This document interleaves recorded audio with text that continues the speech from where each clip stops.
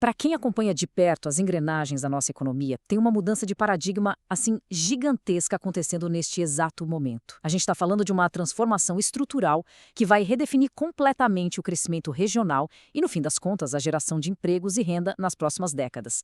E o epicentro dessa mudança? O estado do Rio Grande do Sul. Na nossa análise de hoje, vamos mergulhar nos detalhes de um movimento super ambicioso, a troca daquela velha guerra fiscal por um modelo muito mais sofisticado de capital estratégico. É uma virada de chave fascinante que a gente precisa entender a fundo. Bom, para entender o tamanho dessa inovação, primeiro a gente precisa encarar o problema central que motivou tudo isso. Com o avanço da reforma tributária no Brasil, os estados simplesmente vão perder, de forma gradual e definitiva, a principal ferramenta que eles tinham para atrair empresas. Aquele modelo antigo, totalmente baseado em cortes e reduções superagressivas de ICMS, está com os dias contados. Então, a grande pergunta que fica no ar e que dita o tom dessa nova economia é exatamente esta. Sem os tradicionais incentivos fiscais, como é que o Estado vai atrair indústrias novas, complexas e caras, tipo a de semicondutores, por exemplo? E para desvendar essa nova arquitetura econômica, o nosso roteiro de hoje está dividido em 5 passos bem claros. Primeiro, o fim da guerra fiscal. Segundo, o novo fundo estratégico. Terceiro, a engenharia do blended finance. Quarto, as metas para 2030. E, por fim, o risco de continuidade. Então, vamos lá para o nosso primeiro ponto, o fim da guerra fiscal e essa mudança drástica de modelo. A mudança de era aqui é literal, tá? É brutal. No modelo antigo, a base de tudo era a renúncia fiscal. O Estado simplesmente abria mão de cobrar impostos para entrar na famosa guerra fiscal. Mas agora, com a reforma tributária, isso perde totalmente a força. O novo modelo exige uma migração para o uso de instrumentos financeiros reais, ou seja, em vez de dar desconto no imposto, a ideia é oferecer crédito subsidiado, entrar com os chamados FDICs, que são os fundos de investimento em direitos creditórios, além de fundos garantidores e até venture capital. E essa transição é tão marcante que o próprio governador do estado, Eduardo Leite, resumiu a situação de uma forma muito direta, numa entrevista recente durante algumas reuniões em Nova York. Ele afirmou com todas as letras que o diferencial competitivo no Brasil de amanhã não vai mais estar nos impostos que deixam de ser cobrados, mas sim na capacidade do Estado de organizar um dinheiro que seja barato e acessível para quem quer produzir. O novo atrativo regional, em essência, virou engenharia financeira inteligente. O que nos leva para o segundo ponto da nossa análise, a solução encontrada, o novo fundo estratégico. A resposta para esse desafio todo vem em formato de um novo fundo estratégico. E olha, o volume inicial que está sendo planejado impressiona bastante.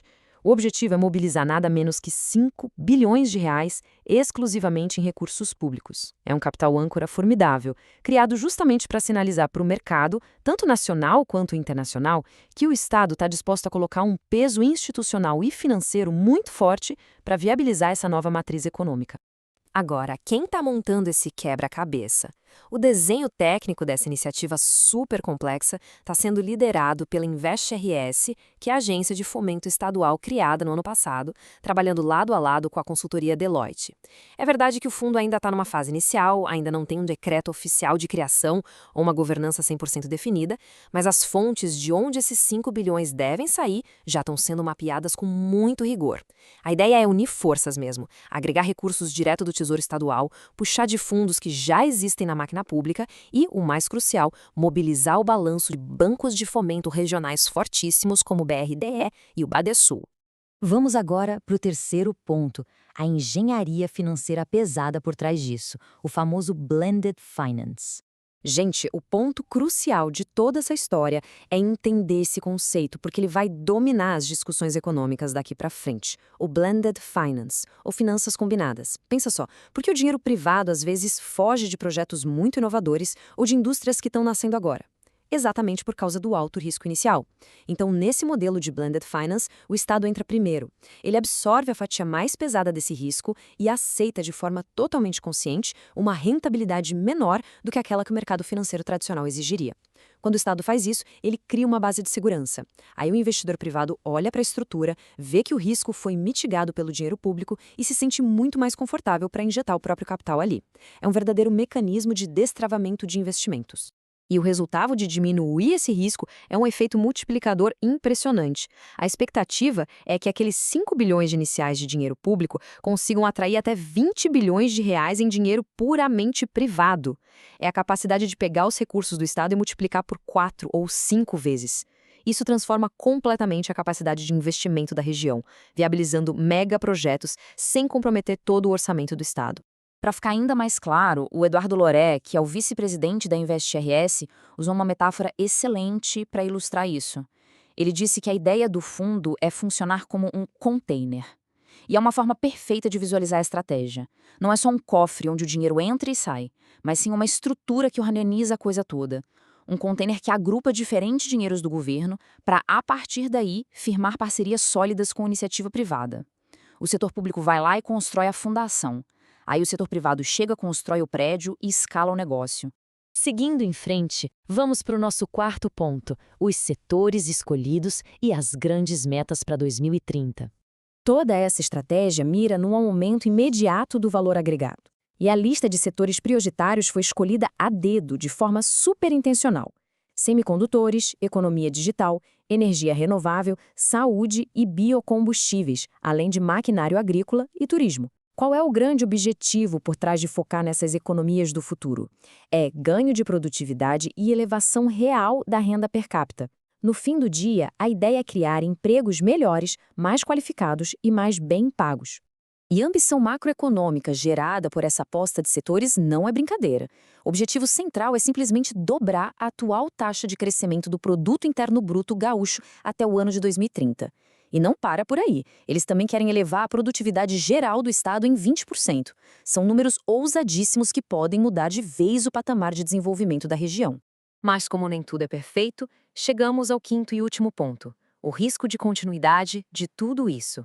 É que a maior vulnerabilidade imediata desse fundo bilionário é o próprio calendário eleitoral.